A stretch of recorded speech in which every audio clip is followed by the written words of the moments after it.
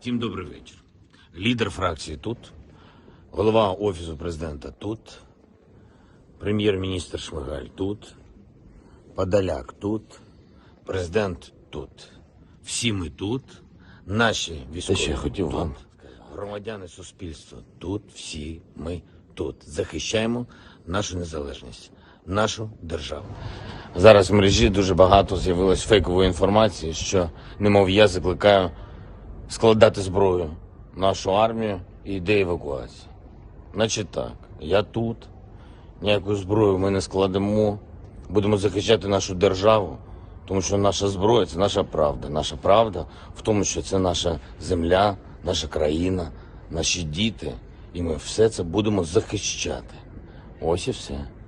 Ось це і є те, що я хотів вам сказати. Слава Україні! Всім доброго ранку, українці.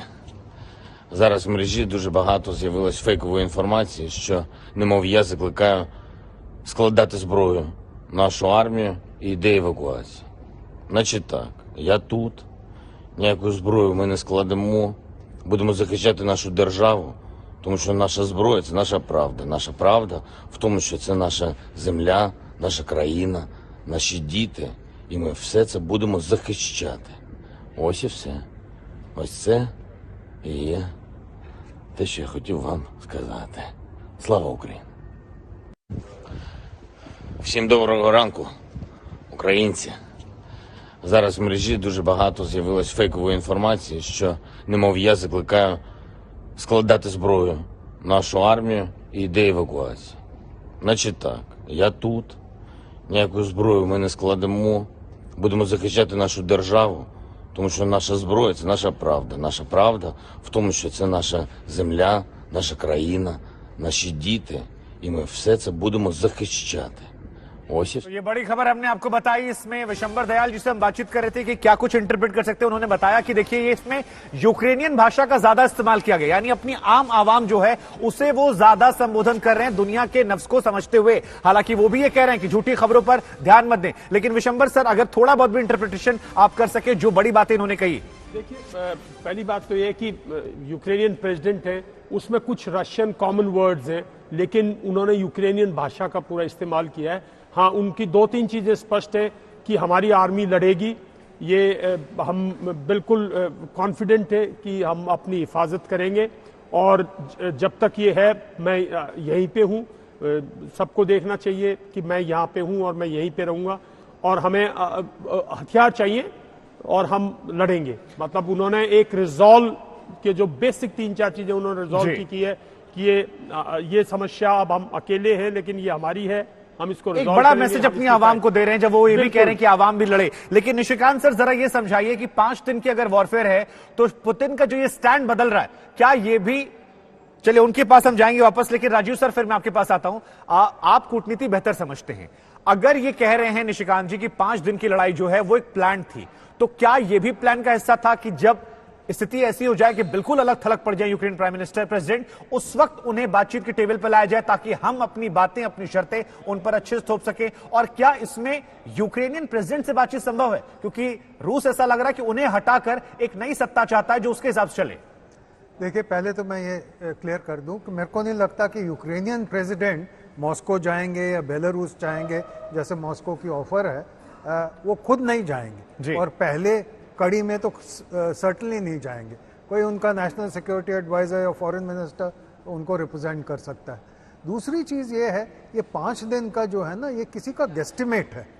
जो मॉस्को ने सोचा है वो किसी को नहीं पता है, शायद अमेरिकन CIA को पता हो, वो खैर दुनिया को अभी तक नहीं बताया है। पर इम्पोर्टेंट चीज़ ये है कि जैसे शुरू से मैं ये बार बार कह रहा हूँ कि ये पूरे किस्से में यूक्रेनियन प्रेसिडेंट की जितनी तारीफ की जाए वो कम है।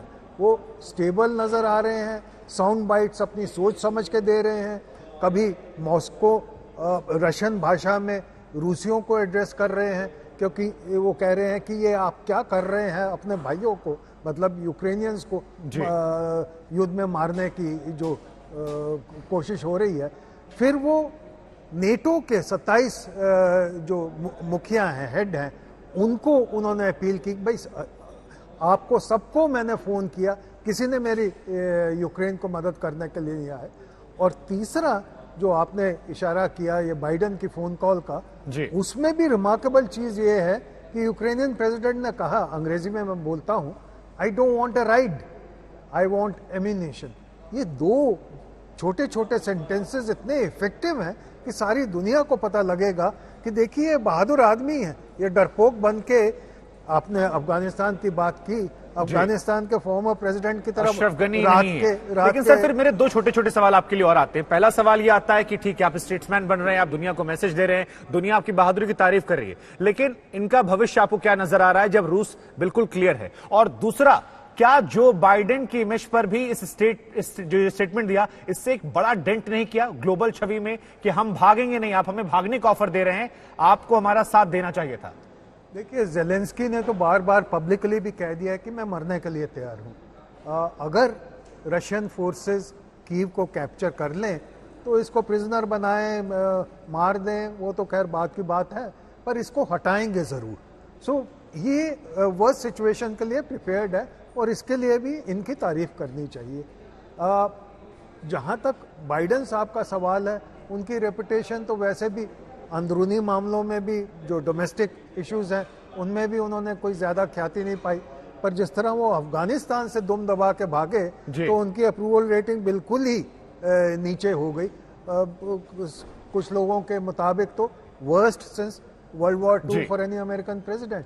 अब जो कर रहे हैं वो अपने आप को कोई ख्याति बिल्कुल सर, और दुनिया के सबसे बड़ी सुपर पावर अमेरिका को कहा जाता है, और वहां के राष्ट्रपति जिसे मोस्ट पावरफुल मैन माना जाता था, वो बेबस, लाचार और भागने की बातें जब कर रहे हैं तो क्या मैसेज आ रहा है, वो भी दिलचस्प है।